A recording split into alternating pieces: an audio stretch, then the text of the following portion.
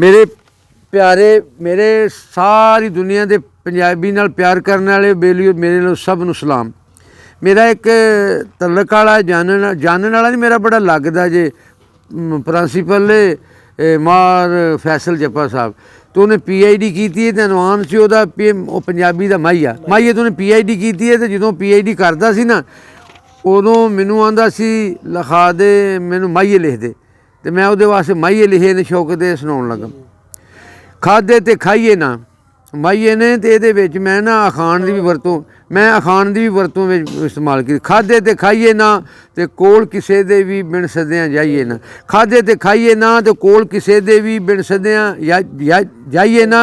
तो ये यार क्यास आवे नाल जाने दे ना यारी रास आवे। तो चिरकी मकान आई चिरकी मकान आई तो हसदे टब्बर नूं ये मुड़ के रवान आई। चिरकी मकान आई तो हसदे टब्बर नूं ये मुड़ के रवान आई।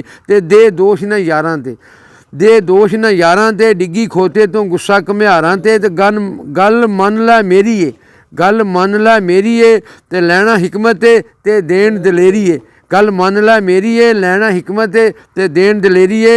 गां ते ना वछीए गां ते ना वछीए डर नहीं चोरां दा आई नींदर अच्छी है। ते की इत्थे करे माली की इत्थे करे माली राखी नहीं होंदी चोरां तो पंड काली। कि इत्थे करे माली राखी नहीं होंदी चोरां तो पंड काली। तो चुप करके खा लड्डू शौकत दा जरा माहिया सुनी तो है इहदे भी माहिया जी मैं खान वरते चुप करके खा लड्डू वेख तमाशा तू खाजे दा गवाह डड्डू। खाजे दा गवाह डड्डू अखान है साडा चुप करके खा लड्डू वेख तमाशा तू खाजे दा गवाह डड्डू। तो वाही बस जट दी है वाही बस जट दी है गौन मरासी दा ते बाजी नट दी है।